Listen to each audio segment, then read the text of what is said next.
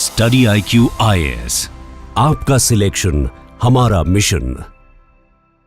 धनुष से जो छूटता है बाण कब पथ में ठहरता, देखते ही देखते वो लक्ष्य का है भेद करता। लक्ष्य प्रेरित बाण है हम, ठहरने का काम कैसा, लक्ष्य तक पहुंचे बिना पथ में पथिक विश्राम कैसा। बहुत बहुत स्वागत है दोस्तों आप सभी का स्टडी IQ के यूट्यूब चैनल पे। मेरा नाम है चंदन शर्मा, मैं हूं आपका faculty for history and current affairs है एट स्टडी IQ। और आज की इस टॉपर्स टॉक की सीरीज़ में हमारे साथ एक बहुत ही स्पेशल कैंडिडेट मौजूद हैं, जिन्होंने यूपीएससी की प्रिपरेशन करने वाले बहुत सारे एस्पिरेंट्स की एक गलत फहमी को दूर किया है, एक गलत धारणा को दूर किया है, क्योंकि इन्होंने अपनी प्रिपरेशन की जॉब के साथ इस इतने बड़े एग्ज़ाम की प्रिपरेशन करते हुए यूपीएससी सिविल सर्विसेज एग्ज़ाम 2024 में इन्होंने रैंक 107 सिक्योर किया है। और इनकी इंट्रोडक्शन अब मैं आपके लिए करूँगा। सो प्रणव शर्मा हमारे साथ मौजूद हैं। Pranav, welcome to our channel. Thank you sir. So Pranav, ये पूरी की पूरी जर्नी आपकी आई एम वेरी श्योर बहुत इंटरेस्टिंग रही होगी, जैसा आप मुझे अभी बता भी रहे थे बिहाइंड द सीन्स। सबसे पहले तो मैं ये जानना चाहूँगा कि जैसे आपने बताया था कि आप एक बीटेक स्टूडेंट रहे। जी सर। और बीटेक करते हुए आपकी इंडियन ऑयल कॉरपोरेशन में प्लेसमेंट भी रही। जी। And it must be a good package as well. Yes sir. तो उस जॉब में काम करते हुए ऐसे कौन से फैक्टर्स है जिन्होंने आपको यूपीएससी की तरफ प्रेरित किया? सर 2019 में मैंने इंडियन ऑयल ज्वाइन किया बीटेक के जस्ट बाद।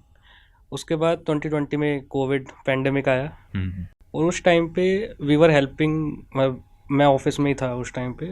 Voluntary I took the job कि मैं मतलब ऑपरेशन संभालूंगा, तो ऑफिस में ही रहा 3 महीने। घर वाले दिल्ली में थे, मैं गुड़गांव में था। तो उस टाइम पे जैसे न्यूज़ आती थी कि कहीं पे बेड की शॉर्टेज है, ऑक्सीजन की शॉर्टेज है, और काफ़ी मतलब अननोन लोग मतलब दुनिया से चले भी गए। उस मतलब बहुत ही बेकार समय था। तो उस टाइम पर जो डिस्ट्रिक्ट एडमिनिस्ट्रेशन का मैं रोल देखता था जी, कि आपको एकदम इमरजेंसी में एम्बुलेंस प्रोवाइड करनी है, आपको मेडिसिन प्रोवाइड करनी है, ग्रेन्स प्रोवाइड करने हैं, इवन माइग्रेंट क्राइसिस जो हुआ था उसको आपको देखना है। तो वहाँ से एक इंस्पिरेशन मिली कि हम मतलब बेहतर काम कर सकते हैं यूपीएससी के थ्रू।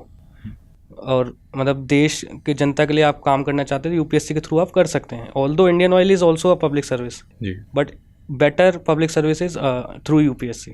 तो एक तरीके से डाइवर्सिटी जो आपको सिविल सर्विसेज देती है, वो डाइवर्सिटी उसमें ज़्यादा है in comparison to IOC. IOCL से टेक्निकल जॉब भी था, तो मतलब automatically administration is much more diverse. तो दायरा आपका काफ़ी बढ़ जाता है सिविल सर्विसेज। जी सर। ठीक है, तो आपने फिर प्रिपरेशन करने का डिसीजन किस समय पर लिया? Around which year? कोविड के बीच में ही सर, 2020 के आसपास, मई के आसपास ही मैंने स्टार्ट किया जी। फिर 21 में मैंने पहला प्रीलिम्स भी दिया, पर वो प्रीलिम्स हुआ नहीं अनफॉर्चुनेटली। एंड फिर 22 में मैंने अगेन रीअटेम्प्ट किया, फिर प्रीलिम्स निकला, पर उस टाइम फिर मेंस नहीं निकला। फिर अगेन 24 में दिया और इस बार सर रैंक आई है। ओके, तो बेसिकली 2021, 22, 2023 में आपने ब्रेक लिया, 24 में दोबारा एग्जाम दिया और 107 रैंक। जी सर। तो इसमें आई थिंक आपको IAS मिल सकती है जहाँ तक मुझे लग रहा है। Sir general category seats are 73 इस बार, तो मोस्टली IFS मिलेगा जो सेकंड चॉइस है, आपकी सेकंड रेफरेंस है। Very good. तो इसमें प्रणव, मैं ये जानना चाहूँगा कि जैसे फर्स्ट प्रीलिम्स में आपको एक सेटबैक लगा, तो अभी रेट्रोस्पेक्ट में अगर आप देखें कि उस समय पर कुछ पिन पॉइंटेड गलतियाँ आपसे हुई हों, ताकि हम अपने न्यू एस्पिरेंट्स को, यंग एस्पिरेंट्स को बता सकें कि वो भी इन गलतियों को अगर अवॉइड करें तो फर्स्ट अटेम्प्ट में उनको थोड़ा इस तरह का सेटबैक शायद ना लगे। सर मेजर जो इशू रहा वो शायद रूल्स ऑफ द गेम ना समझने का रहा। क्योंकि मैं खाली बिग 4 सब्जेक्ट्स पे ज़्यादा फोकस करके गया, हिस्ट्री, पॉलिटी, ज्योग्राफी, इकोनॉमिक्स। पर रिसेंट ईयर्स में सर जो एनवायरनमेंट और साइंस एंड टेक है, इनका जो वेटेज है काफ़ी बड़ा है, पर वो एक तरह से इग्नोर कर दिया मैंने। करंट अफेयर्स खाली पढ़ के गया, पर बेसिक्स जो बेस पूछता है, बायोलॉजी के बेसिक्स पूछता है, साइंस एंड टेक में भी काफ़ी रैंडम क्वेश्चंस भी रहते हैं, तो बस खाली बिग 4 का स्टैटिक पार्ट करके आई थॉट कि क्लियर कर सकते हैं। पर फिर वो पेपर के बाद ही सेट लगा, उसमें मेरे 65 कुछ मार्क्स आए थे उस साल फिल्म्स में। काफ़ी कम है, मतलब 65 इज़ वेरी लेस स्कोर। तो अगले अटैम्प्ट में 22 में मैंने यही चीज़ रेक्टिफाई की कि इन्वायरमेंट और साइंस एंड टेक भी कवर करेंगे, इवन मैपिंग भी कवर करके जाएंगे जी। और मैपिंग इंडियन भी और इंटरनेशनल मैपिंग भी, क्योंकि अफ्रीका के क्वेश्चन बहुत आते हैं। अफ्रीका मतलब फेवरेट कॉन्टिनेंट है इस टाइम यूपीएससी का। इवन जो कॉन्फ्लिक्ट एरियाज होते हैं, कहीं मिलिट्री कूप हुआ है या कहीं लैंग्वेज को लेके या कहीं जिनोसाइड हुआ है, तो वो places in news as it is पूछ लेता है। तो वो चीज़ें कवर करके फिर 22 का प्रीलिम्स, और काफ़ी सेफ मार्जिन से फिर वो प्रीलिम्स क्लियर हुआ। इवन फॉरेस्ट का कट ऑफ भी क्लियर हो गया। अच्छा, तो अराउंड कितना स्कोर बन रहा था 2022 में? 22 में सर 106 स्कोर बन रहा था। हाँ, कंफर्टेबली फॉरेस्ट का भी आपका हो गया होगा, राइट। सो इसमें 2021 में जब आपने प्रिपरेशन शुरू की तो उस समय पर कोविड की वजह से एक तरीके से लॉकडाउन हो रखा था। जी सर। तो आपने अपनी प्रिपरेशन को स्टार्ट करने के लिए मतलब क्या अप्रोच फॉलो की, किन रिसोर्सेज को यूज़ किया ताकि एक स्ट्रीमलाइन प्रोसेस में आप आगे बढ़ सकें? जब सर स्टार्ट किया तो जो स्टैंडर्ड बुक्स जो रहती हैं, जो मतलब सभी जानते हैं आजकल, पॉलिटी के लिए सबको पता है लक्ष्मीकांत है, बिल्कुल, हिस्ट्री के लिए बिपिन चंद्रा, बहुत अच्छी किताब है। ये स्टैटिक और इकोनॉमिक्स के लिए एक शंकर गणेश करके आती है, बहुत पतली सी किताब है। प्रीलिम्स के लिए बहुत अच्छी किताब है वो, कॉन्सेप्चुअल क्लैरिटी उसमें काफ़ी अच्छी है। ये सब किताबें मतलब मल्टीपल रीड्स करके, और ज्योग्राफी के लिए एनसीईआरटी 11th की, स्पेशली 11th के पार्ट 1 एंड पार्ट 2, और थोड़ा सा PMF-IAS की एक बुक रहती है, तो थोड़ा सा उससे अगर इसमें एनसीईआरटी में कम है तो वो चीज़ PMF-IAS से ज्योग्राफी के लिए। जी। तो ऐसे स्टैटिक सब्जेक्ट्स ही पढ़ता था, और मतलब टेक्निकल बैकग्राउंड से था सर, तो थोड़ा सा मतलब GS पे आ रहा था, तो इसलिए टाइम भी ज़्यादा लग गया शायद, इसलिए Big 4 ही हो पाए। अच्छा, ये भी कह सकते हैं। फर्स्ट अटेम्प्ट में ये एक थोड़ा सा चैलेंज आ जाता है। जी सर। ठीक है। तो वही चीज़ें मैच्योरिटी आते आते फिर वो 22 तक थोड़ा चीज़ें स्ट्रीमलाइन हुई, तो फिर बेटर हुआ। जी। तो इसमें जैसा लॉकडाउन लगा हुआ था तो जैसे कोचिंग अवेलेबल नहीं रहती थी, तो आपने उस चीज़ को कैसे मैनेज किया? एंड मोर ओवर सबसे इम्पोर्टेंट चीज़ यहाँ पर आपने जॉब के साथ चीज़ें की, और अभी भी जैसे आपने बताया कि इवन 2024 का अटेम्प्ट भी आपने जॉब के साथ दिया। जी सर। तो इसमें आप अपना टाइम कैसे मैनेज करते थे और किस तरह के रिसोर्सेज को फॉलो करते थे, गाइडेंस आप कहाँ से लेते थे? इसके बारे में प्लीज़ ज़रा खुलकर एक बार बताइए सभी को। सर, करंट अफेयर्स के लिए मैंने एक कोर्स ज्वाइन किया था, ऑनलाइन भी देखता था, स्टडी IQ के चैनल पे भी देखता था।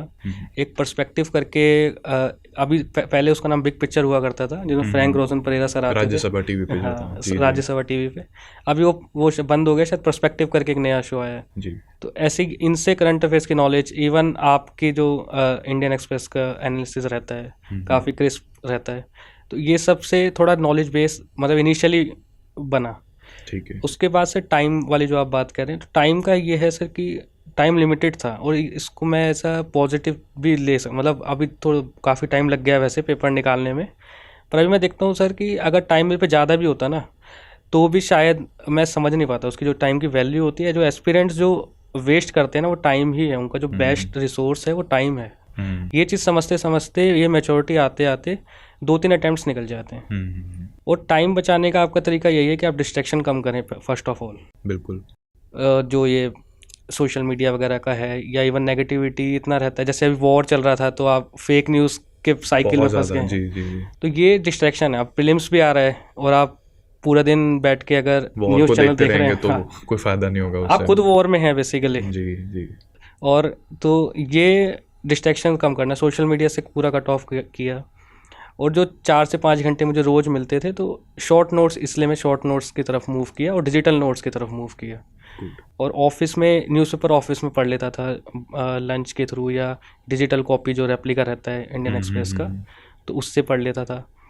और वन नोट पे डिजिटल 1 पेजर नोट्स मैं बना लेता था, और बिल्कुल शॉर्ट नोट्स रहेगा, उसमें डिटेल्स नहीं रहेगी कि व्हाट इज़ साइक्लोन के बारे में डेफिनेशन लिखी होगी, नहीं, खाली क्राइटेरिया कि साइक्लोन कैसे बनता है, मतलब जस्ट एग्जांपल, और क्या NDMA की गाइडलाइंस हैं, ये सब ऐसे प्रिपेयर करके, तो वो बहुत मतलब क्रिस्प 300 वर्ड्स 350 वर्ड्स में प्रिपेयर हो जाता है एक टॉपिक। तो ये तरीका था सर प्रिपेयर करने का। तो बेसिकली मतलब कोई बच्चा वर्किंग हो या ना हो, वो प्रिसिशन की तरफ अगर जाएगा, टारगेटेड अप्रोच रखेगा और अपने मटेरियल को लिमिटेड थोड़ा सा रखेगा, तो वो चीज़ उसको हेल्प करेगी। अगर हम वहाँ से जाएंगे तो वो थोड़ा सा मतलब कलेक्टर आप सिलेक्शन के बाद बने, सिलेक्शन से पहले कलेक्टर ना बने, कलेक्टर ऑफ मटेरियल्स। जी बिल्कुल, ये बहुत अच्छी बात आपने कही। तो इसमें प्रणव मैं जानना चाहूँगा कि जैसे एक ऐसा कंपोनेंट है जिसको लेकर बच्चे डरते भी हैं, और वो करंट अफेयर्स है बेसिकली, कि कोई बाउंड्री हमें पता नहीं लगती, तो उसमें बहुत सारे कन्फ्यूजन्स आती हैं, जैसे कि न्यूज़पेपर पढ़ें या ना पढ़ें, न्यूज़पेपर पढ़ते वक्त उसके नोट्स बनाएं या ना बनाएं, और कंपाइलेशन वर्सेस न्यूज़पेपर को में से किसको फॉलो करें। तो इस अप्रोच को लेकर जैसे फर्स्ट अटेम्प्ट में आपने कुछ किया होगा देन सेकेंड अटेम्प्ट में something you must have change which work for you in prelims, और फिर थर्ड अटेम्प्ट में सब पूरे तीनों स्टेजेस के लिए वो काम कर गया। तो इसमें क्या अप्रोच है जो काम आ सकती है हमारे यंग एस्पिरेंट्स के लिए? तो सर इसमें एक फोमो जो बच्चों को रहता है, जो आपने सही बोला कि कितना पढ़ें और एवरीथिंग अंडर द सन पढ़ना है या नहीं पढ़ना है। तो इसमें जो बेस्ट गाइड होता है सर वो सिलेबस रहेगा, और दूसरा PYQs, किस तरह के क्वेश्चन यूपीएससी पूछ सकता है। जैसे अभी वफ़ एक करंट अफेयर्स का टॉपिक है, तो इट इज़ हाईली लाइकली कि उसको रिलेटेड कोई क्वेश्चन आ सकता है। मतलब कंट्रोवर्शियल हो गया है वैसे टॉपिक, पर ऐसे जो करंट में जो इश्यूज चल रहे होते हैं तो मेंस में जनरली उन्हीं पे क्वेश्चन आते हैं, GS2 GS3 में स्पेसिफिकली। एंड प्रीलिम्स में आपको जो फोकस करना है वो स्पीशीज इन न्यूज़ वगैरह होती है, तो उसके लिए आप अलग से नोट्स निकाल सकते हैं। रिलेटेड टू न्यूज़पेपर, सर मैं न्यूज़पेपर तो डेली पढ़ता ही था, और इवन आई रिकमेंड कि एटलीस्ट मैं सबको पढ़ना चाहिए। आप 1-1.5 घंटा ना दें उसमें, एटलीस्ट आप एडिटोरियल वाला सेक्शन पढ़ लें, उससे आपकी कॉम्प्रिहेंशन की पावर स्ट्रांग होती है। CSET में आपको काफ़ी एज मिलता है उससे, बिल्कुल, और आपकी वोकैब स्ट्रांग होती है। इवन इंटरव्यू में कहीं ना कहीं वो आपको हेल्प करता है, एक जो deeper understanding of the issues होता है वो इनिशियल ईयर्स में न्यूज़पेपर पढ़ना चाहिए। आपका एक बार बेस बन जाता है तो आप जस्ट इसके हेडलाइन से कर सकते हैं, और आप मतलब जस्ट इन टच रह सकते हैं न्यूज़ से। बाकी सर नोट्स मैं नहीं बना पाता था क्योंकि टाइम भी कम था। 2021 पहले अटैम्प्ट मैंने ट्राई किया था, पर उसमें वही इशू आता है कि मैं पेपर पे बना रहा था, तो कोई एक टॉपिक चलता है, फिर अगले दिन फिर उस पर एडिटोरियल आता है, फिर मैं उन नोट्स में ऐड कर रहा हूँ, फिर अगले दिन फिर एडिटोरियल आया, फिर मैं उन्हीं नोट्स में ऐड कर रहा हूँ। तो वो नोट्स ही इतने बल्कि हो गए हैं, मतलब कोई एक टॉपिक है और उसी पे 3-4 पेज के नोट्स हो गए हैं। तो ये इशू रहता है, इसलिए कंपाइलेशन इज़ मच बेटर। मतलब मैं अपने एक्सपीरियंस से बता रहा हूँ ये, तो एक कंपाइलेशन ज़्यादा बेटर रहती है। और आजकल कंपाइलेशंस मतलब इंस्टीट्यूट्स काफ़ी मतलब बेटर भी हो गए हैं कंपाइलेशंस में, तो अभी कंपटीशन कंपाइलेशंस में भी बहुत है, तो आपको बेस्ट चीज़ मतलब मिल जाती है। और ज़्यादातर शायद सभी क्योंकि इस रेस में थोड़ा रहते हैं कि हमें बेहतर करना है, तो उससे क्या है कि एक तरीके से सभी ही बेटर होते जा रहे हैं। राइट सर, और उसका फ़ायदा एक्चुअली अल्टीमेटली स्टूडेंट को हो जाता है। राइट, बिल्कुल सर जी। और बस न्यूज़पेपर से मैं एक दो चीज़ें, जो अपना एक डाटाबेस था मेरा एथिक्स के एग्जांपल्स का, क्योंकि DMs होते हैं जो मतलब बेटर कोई स्कीम इम्प्लीमेंट करते हैं, तो एज इट इज़ आप करंट का एग्जांपल आप कोट करेंगे GS4 में तो एज मिलता है। या कोई PM सर स्पीच में अपनी कोई एक्रोनिम दे देते हैं छोटा सा, DDD या ट्रिपल, मतलब तो वो काफ़ी उससे आपका आंसर क्रिस्प होता है, एक आपको थोड़ा स्ट्रक्चर मिल जाता है आंसर करने का। तो ये चीज़ें मैं उसमें ऐड कर लेता था सर। ये बहुत अच्छी बात बताई इन्होंने कि न्यूज़पेपर्स को पढ़ते हुए जो PM की कोट हो गई या DM के कामों का जो एक्सेलेंस है वो कोट करना काफ़ी ज़रूरी रहता है। कि आज भी मैं इंडियन एक्सप्रेस में देख रहा था, PM ने अपनी स्पीच में एक बड़ी अच्छी लाइन बोली थी कि trade and talks, terror and trade can't go together, blood and water can't flow together. तो ये ऐसी कोट्स मतलब जब आंसर में नज़र आती हैं तो एग्जामिनर को भी डेफिनेटली मज़ा आता ही होगा इसमें। एंड इसमें नोट्स बनाने के लिए भी एस्पिरेंट्स को एक मैसेज आई थिंक क्लियर है कि गिल्ट पे नहीं रहना, कि अगर नहीं बनते monthly compilations are always there to assist you, to help you, जिसमें कि एक स्ट्रक्चर्ड तरीके से आप रिवाइज कर सकते हैं। एंड अपने टाइम को सेव करने के लिए आपने डिजिटल नोट्स को फॉलो किया, एंड आई थिंक उसमें भी आप काफ़ी प्रिसाइज रहे होंगे। बिल्कुल प्रिसाइज। तो प्रिसिशन मेंटेन करनी बहुत इंपॉर्टेंट है, कि हमारी इंडियन एयरफोर्स ने भी प्रिसिशन एक तरीके से बनाकर रखी। तो ये जैसा आपने कहा कि हम भी एक तरीके से वॉर में ही हैं, UPSC अपने आप में जंग है, तो यहाँ पर भी प्रिसिशन काम आएगी। जी राइट।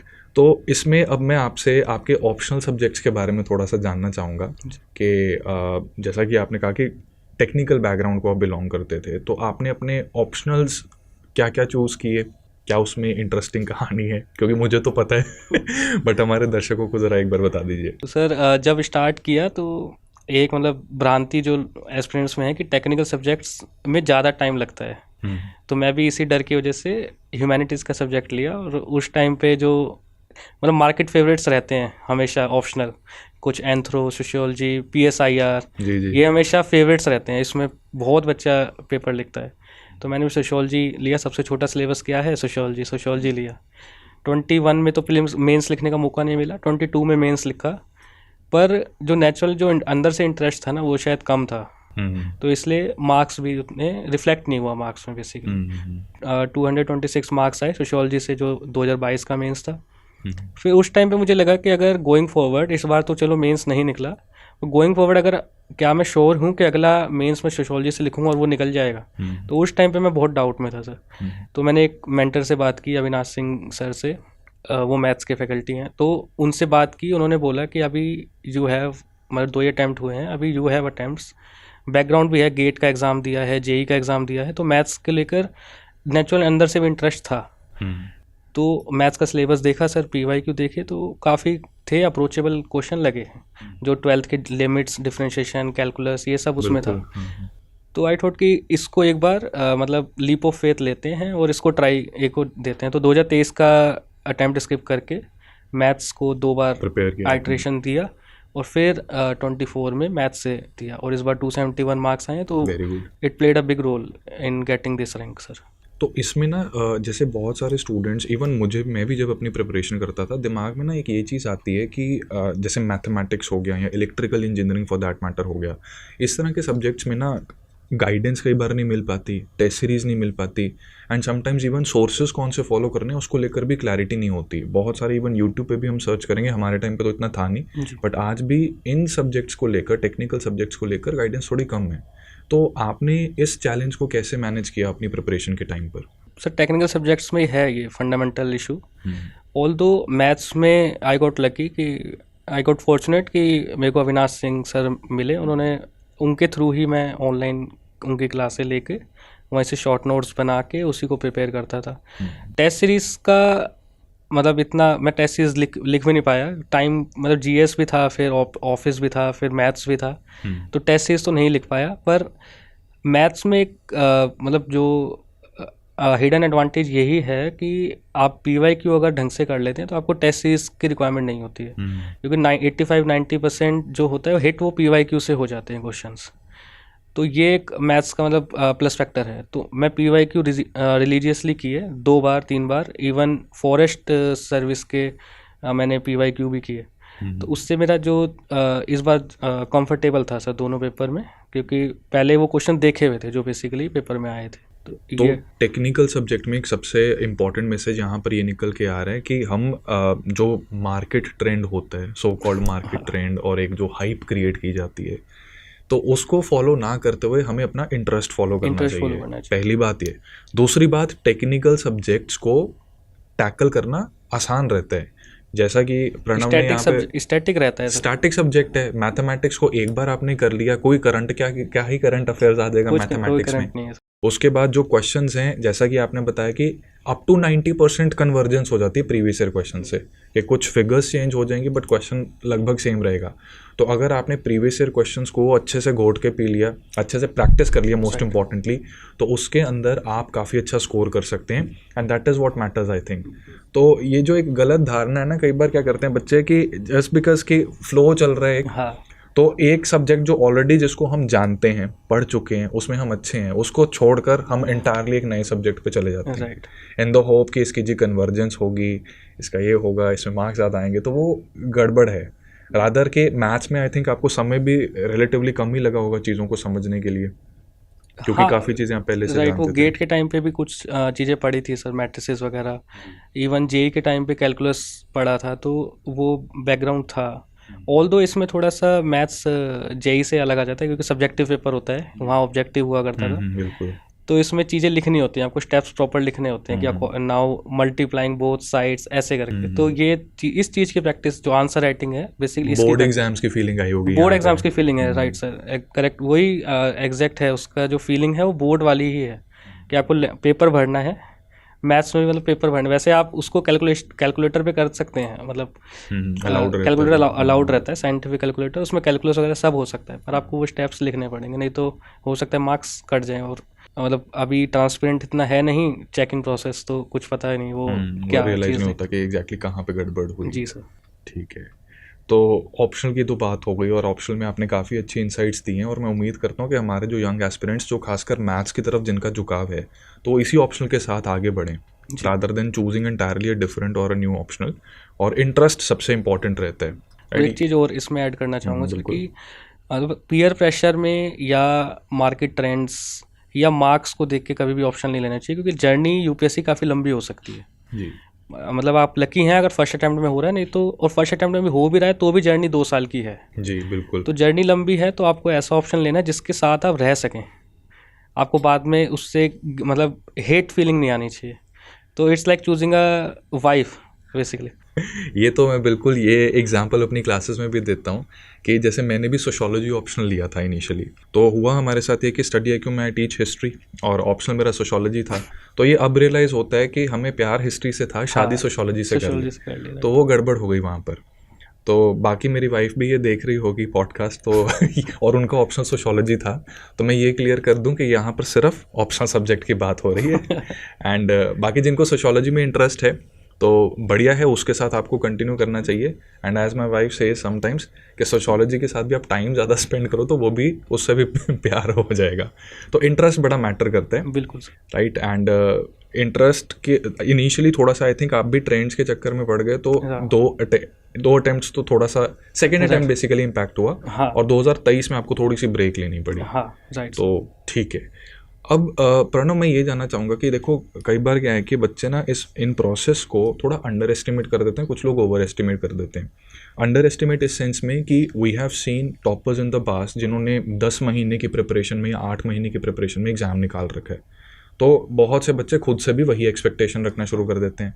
तो इसके ऊपर आप कुछ एनलाइटन करना चाहेंगे हमारे स्टूडेंट्स को?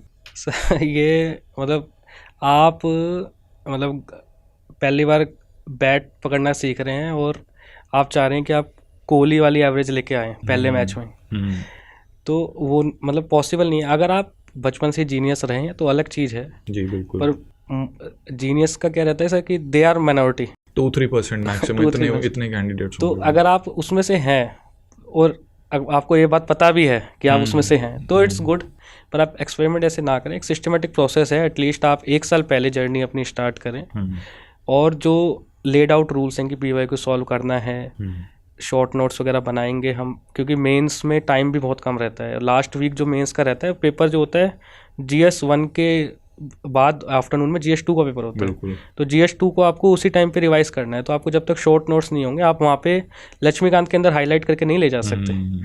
तो ये चीज़ एस्पिरेंट्स को समझनी पड़ेगी। एक लेड आउट प्रोसेस है, रूल्स हैं गेम्स के बेसिकली, और वो आपको उस रूल्स के हिसाब से खेलना है।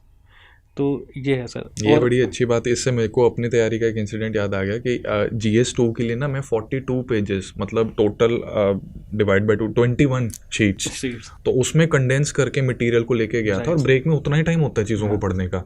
लक्ष्मीकांत उठाकर तो वो बस पन्ने पलटने में हमारा सारा टाइम निकल जाता है। जो एस्पिरेंट स्टार्ट करता है ना उसको लगता है कि हम ये झूठ बोल रहे हैं कि 21 पेज में भी आ सकता है GS2 का सिलेबस, मतलब उसको अभी ये लगेगा अभी रियलाइज नहीं होगा, पर असली में होता है वो चीज़। तो और वो जब भी होगा जब आप बेसिकली बेसिक आपका कवर कर लेंगे एक बार और फिर आप शॉर्ट नोट्स बनाएं। मतलब पहली रीडिंग में शॉर्ट नोट्स ना बनाएं, ये भी एक मतलब मैं क्लियर कर देना चाहता हूँ यहाँ पे कि पहली रीडिंग में अगर आप शॉर्ट नोट्स बनाने लग जाएंगे तो आप एज इट इज बुक की फोटोकॉपी कर लेंगे। एग्जैक्टली मुझे लगता है पहली रीडिंग में शॉर्ट नोट्स बनाना पॉसिबल भी नहीं होता, क्योंकि हमारे लिए जब हर चीज़ ही न्यू है हम एज इट इज उसको टेपना शुरू कर देते हैं। राइट, तो धीरे धीरे जब चीज़ें हमारे दिमाग में बैठती हैं उसमें फिर हमें रियलाइज हो जाता है कि एग्जाम के लिए अच्छा ये इंपॉर्टेंट है और मेरे दिमाग में बैठी नहीं है, तो इसको मैं लिखता हूँ। बिल्कुल सर, ठीक है। तो शॉर्ट नोट्स और प्रिसिशन एक बहुत इंपॉर्टेंट लर्निंग यहाँ पे आ रही है। प्रणव, अब मैं ये जानना चाहूँगा कि स्टडी IQ के साथ आपने जैसे यूट्यूब चैनल ने तो हेल्प की ही, अदरवाइज स्टडी IQ ने आपकी जर्नी में कहाँ आपको सपोर्ट किया, उसके बारे में भी प्लीज़ आप एक बार शेयर कीजिए हमारे साथ। सर सबसे क्रूशल मेरे इंटरव्यू में इस बार 200 मार्क्स आए हैं। Very good. तो मतलब इट इज़ गुड स्कोर, और इसका क्रेडिट मतलब बहुत हद तक स्टडी IQ को जाता है और अनिल स्वरूप सर को जाता है जो हमारे मेंटर थे इस प्रोग्राम में। तो दिसंबर में वो कोर्स स्टार्ट हो गया था और मेरा इंटरव्यू अप्रैल में था, 8th of अप्रैल। तो ये 4 महीने का जो था, तो मतलब पहला इंटरव्यू था, तो और मतलब कोई पीछे कोई आइडिया नहीं था कि मतलब क्या प्रिपेयर करना है बेसिकली इंटरव्यू के लिए। मेंस के नोट्स पढ़ने हैं, मैथ्स का क्या पढ़ना है, तो ये सब जो गाइडेंस थी ना, तो ये स्टडी IQ ने एक ग्रुप बनाया था हमारा व्हाट्सएप ग्रुप, जिसमें अनिल स्वरूप सर भी थे, मतलब रिटायर्ड IAS, मतलब इतनी मतलब बड़ी पर्सनैलिटी होके वो व्हाट्सएप में हमें अपडेट्स भेज रहे कि ग्रुप डिस्कशन करो और इस ग्रुप में एक्टिविटी क्यों नहीं हो रही है। तो ऐसे वॉइस नोट्स भेज देते थे, कई बार डांट लगाते थे, तो वो उससे एक फ्लो बना रहता था हमारा। क्योंकि 4 महीने का टाइम ऐसा था कि आप डाइवर्ट हो सकते हैं उसमें और आपको यूजलेस चीज़ें करने लग जाएँ, तो वो चीज़ एक स्ट्रीमलाइन रही। और एक ग्रुप बना था हमारा 4 एस्पिरेंट्स का। तो हम क्या करते थे, रोज़ रात को कोई भी करंट हैपनिंग या पॉलिटिकल कोई न्यूज़ है, ट्रम्प टैरिफ लगा रहा है तो उसको डिस्कस कर लिया, उसके इम्प्लीकेशंस, मतलब इंटरव्यू बेस्ड क्वेश्चन। आपस में एक दूसरे से क्वेश्चन पूछेंगे और वो इंटरव्यू की सेटिंग में ही उसका दूसरा बंदा आंसर देगा। तो इससे हमारी थोड़ी सी प्रैक्टिस, वो कहते हैं सर, आंसर की जो देने की प्रैक्टिस थी वो थोड़ी हो गई थी। तो वो ग्रुप प्लेड अ मतलब very big role in preparation sir for interview. Ultimately फिर सिलेक्शन में 200 marks, they must have played a very important role. Almost 107 rank is a really good rank. और इंडियन फॉरेन सर्विसेज इसमें premier services में आती है, IAS and IFS. किसी समय पर आईएफएस जो है आईएएस के भी ऊपर लोगों की जाती थी। एंड एस जयशंकर, हरदीप पुरी, ये तो एग्जाम्पल्स हैं कि इवन आफ्टर सर्विस भी काफ़ी अच्छा फ्यूचर रहता है। तो अब इसमें इंडियन फॉरेन सर्विसेज को जैसे आपने सेकंड प्रेफरेंस पे रखा, कई लोग आईपीएस को रखते हैं, इसके पीछे कोई है रीज़न आपका कि किन फैक्टर्स की वजह से आपने ये डिसीजन लिया? सर मतलब ऑल्दो आईएएस फर्स्ट प्रेफरेंस था, पर जब सेकंड पोजीशन की बात आती है तो आईएफएस इसलिए रखा है क्योंकि आई लाइक टू स्टडी। तो आईएफएस में आपको पढ़ने का मतलब एक कह सकते हैं थोड़ा लीवे मिल जाता है। आप स्टार्टिंग हिस्ट्री पढ़ सकते 2-3 साल काफ़ी आपको पढ़ना होता है सर्विस में भी। और इवन सर मेरा हिस्ट्री में पढ़ने का काफ़ी इंटरेस्ट है। आप हिस्ट्री पढ़ाते भी हैं, और हिस्ट्री में पढ़ने का बहुत इंटरेस्ट है। और मैं इस टाइम एक ओपीएम करके बुक है थॉमस मैथ्यूस की, वो पढ़ रहा हूँ, about East India company, how OPM war was started वगैरह। तो हिस्ट्री पढ़ने का या इवन कल्चर के बारे में पढ़ने का, तो ये आईएफएस आपको एक अपॉर्चुनिटी देता है क्योंकि आपके वर्किंग आवर्स रिलेटिवली कम रहते हैं एज़ कम्पेयर टू आईपीएस जो फील्ड जॉब है, और थोड़ा सा पॉलिटिकल इंटरफेरेंस भी कम रहता है सर आईएफएस में। तो इसलिए मैंने आईएफएस को सर सेकंड पे रखा था। मतलब no basic hard feelings for IPS, वो भी बहुत बढ़िया सर्विस है। Law and order third preference वही हो गया, वही है थर्ड प्रेफरेंस है, पर कंपेयर टू दैट आईएफएस को इसलिए सेकंड पे रखा है। इट कैन ऑलवेज भी इंडिविजुअल प्रेफरेंस रहेगी। और हमारे कैंडिडेट्स के लिए ना एक और मैं मैसेज देना चाहूँगा कि जैसे आपने मैथमेटिक्स ऑप्शनल के साथ you clear the exam, interview panel को भी पता होगा कि आपका मैथ्स ऑप्शनल है, सेकंड प्रेफरेंस आईएफएस है। तो इसमें ना बहुत से बच्चों को एक बार लगता है कि पीएसआईआर लेंगे तभी आईएफएस बन सकते हैं। मार्क्स मैटर करते हैं, तो ऑप्शनल वो चूज करना है जिसमें आपके मार्क्स आ सकते हैं। और ये सक्सेस रेट को लेकर भी कई बार लोगों के मन में आता है कि किसी का 80% सक्सेस रेट है, ज़्यादा सक्सेस रेट कौन से ऑप्शन का है। तो उसमें अगेन अगर 4 बच्चे उर्दू लिटरेचर सिलेक्ट से क्लियर करते हैं प्रीलिम्स, उन चारों का मेंस भी क्लियर हो जाता है, रैंक आ जाता है, तो सक्सेस रेट 100% बन गया। बट जिसको उर्दू जिसने कभी पढ़ी नहीं वो ये नहीं ले पाएगा। तो इसलिए सक्सेस रेट को भी मतलब बहुत ज़्यादा सेंटी होके नहीं फॉलो करना होता, अपना इंटरेस्ट सबसे इंपॉर्टेंट रहता है। हर ऑप्शनल के आप टॉप 100 अगर रैंकर्स उठाएंगे, हर ऑप्शनल का बच्चा आपको दिखेगा सर उसके अंदर। कुछ का थोड़ा ज़्यादा दिख सकता है क्योंकि वो प्रीलिम्स भी बहुत सारे दे रहे हैं उसमें से, तो इसलिए वो कुछ लोग ओवर पॉपुलेटेड दिखेंगे 100 में। सोशियोलॉजी आपको बहुत ज़्यादा दिखेगा, एंथ्रो दिखेगा, पर ये आप देखिए प्रीलिम्स कितना बच्चा दे रहा है उन ऑप्शनल से, तब आपको मतलब एग्जैक्ट थोड़ा सही पिक्चर दिखने को मिलती है। तो सक्सेस रेट ऐसा कुछ नहीं है, वही इंटरेस्ट जो है वो प्राइमरी फैक्टर इंटरेस्ट ही होना चाहिए, और गाइडेंस। अब कल को आप भोजपुरी लिटरेचर ना ले लें या पर क्योंकि गाइडेंस नहीं मिल पाएगी, ऑल्दो मार्क्स हो सकता है आ जाए पर गाइडेंस की भी इम्पोर्टेंस रहती है जी। अब इसमें इंटरव्यू जब आपकी हुई, इंटरव्यू की कोई इंटरेस्टिंग कहानी कुछ बताएंगे आप कि कैसे इंटरव्यू गई? आपके पैनलिस्ट कौन थे वहाँ पर? सर संजय वर्मा सर थे, वो भी रिटायर्ड आईएफएस ही हैं। तो ये भी कोइंसिडेंस मतलब हो सकता है कि आई गॉट आईएफएस। तो इंटरव्यू सर काफ़ी लाइवली रहता है, मतलब जो मॉक्स रहते हैं, मॉक्स थोड़ा सा फैक्चुअल की तरफ चले जाते हैं, और कई बार रोस्टिंग गेम भी बन जाती है। समटाइम्स इट हैपेंस, वो रोडीज का ऑडिशन की तरह कई बार मॉक्स में ऐसा हो जाता है। पर जो असली जो इंटरव्यू रहता है वो बहुत, एक तो राउंड टेबल होती है, तो everyone is like, round table का मतलब फिलोसफी वो सिग्निफिकेंस ये है कि everyone is treated as equal basically.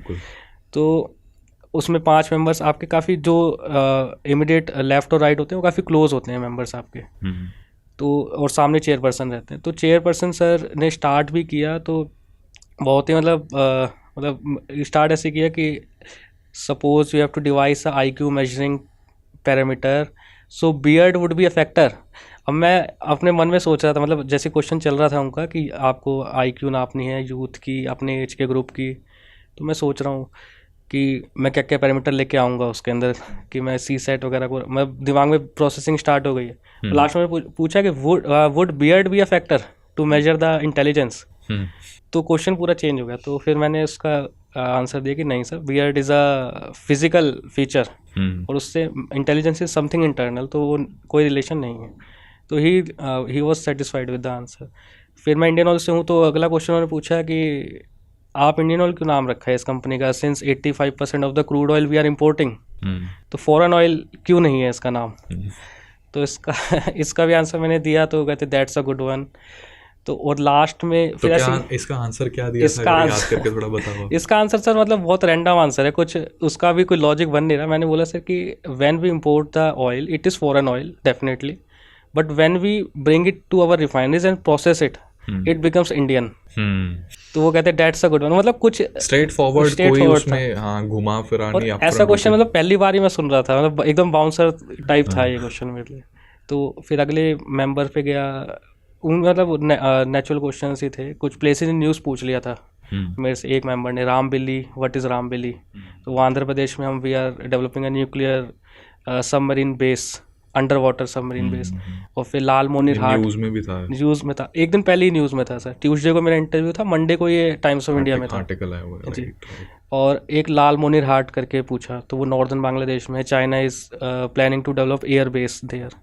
तो उसके सिक्योरिटी इम्प्लीकेशंस क्या हैं, डोकलाम वगैरह से रिलेट करके, एंड रीसेंट कमेंट्स जो मोहम्मद यूनिस ने भी दिए थे कि नॉर्थ ईस्ट वाला चाइना शुड फोकस, ऐसे था। तो उससे मैं रिलेट करके आंसर दिया। फिर लैंडस्लाइड्स को लेकर कुछ क्वेश्चन हुए, तो लास्ट में जब चेयरमैन के पास क्वेश्चन आया, तो ही सेड कि suppose a Pakistani she friend of yours is coming to Delhi and you are a proper Delhi वाला, so prepare itinerary for the entire day, where would you go. तो वो मतलब ये क्वेश्चन था कि आप पहले से कहीं पढ़ के नहीं जा सकते बेसिकली, वहाँ पे एक्सटेम्पोरी बनेगी, वहाँ पे उसी टाइम प्रिपेयर करना है। तो मैंने बोर्ड से परमिशन ली कि sir can I take 2 minutes to think.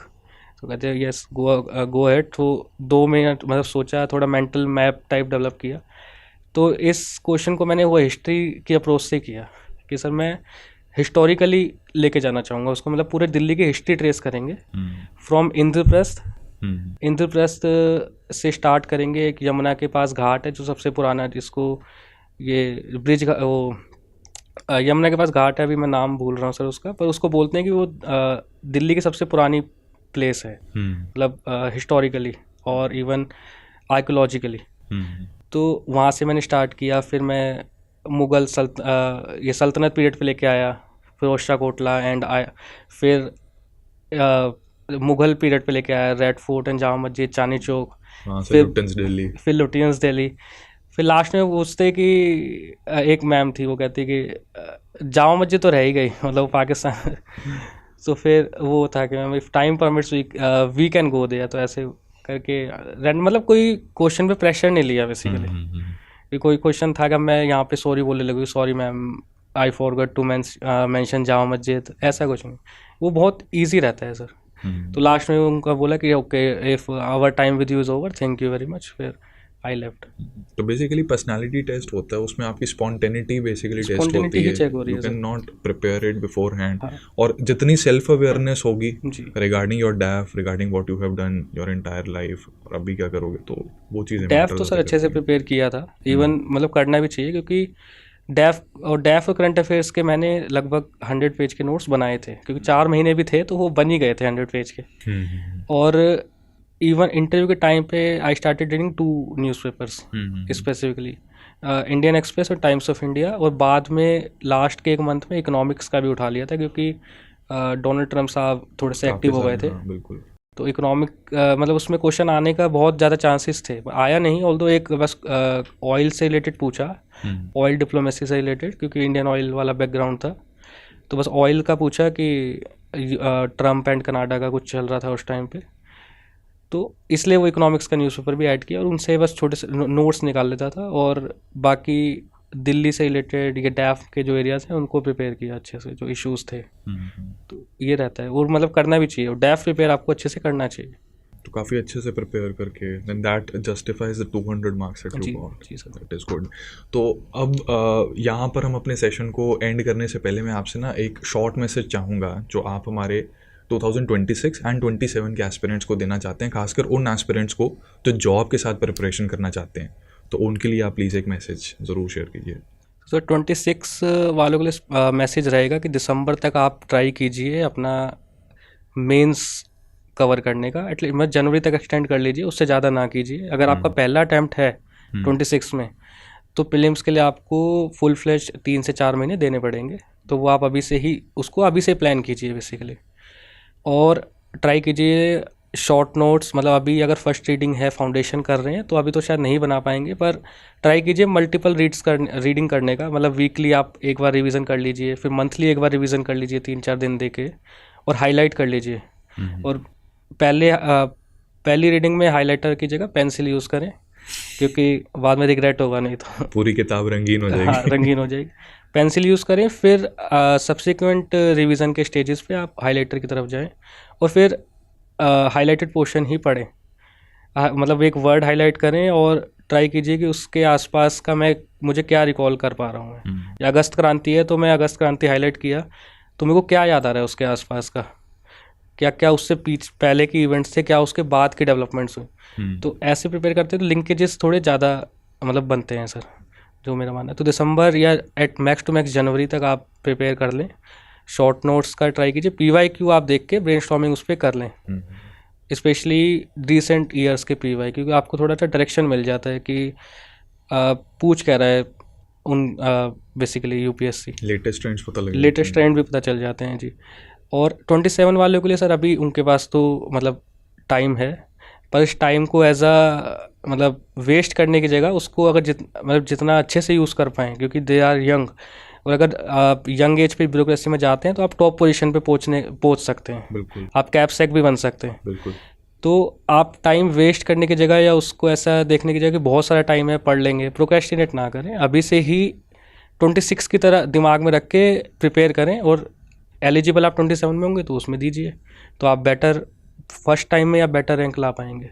That is wonderful. और मैं उम्मीद करता हूँ कि ये जो मैसेज प्रणव जी ने हमें शेयर किया है इसको हमारे young aspirants by heart follow करेंगे। और वर्किंग होने के वजह से अपने आप को ना डिसएडवांटेज्ड ग्रुप में मत डालो, सेल्फ विक्टिमाइजेशन नहीं करनी।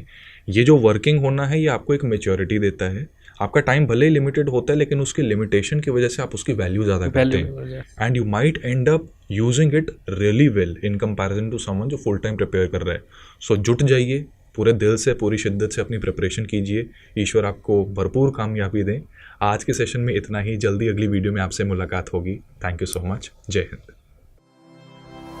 स्टडी IQ IAS, आपका सिलेक्शन हमारा मिशन।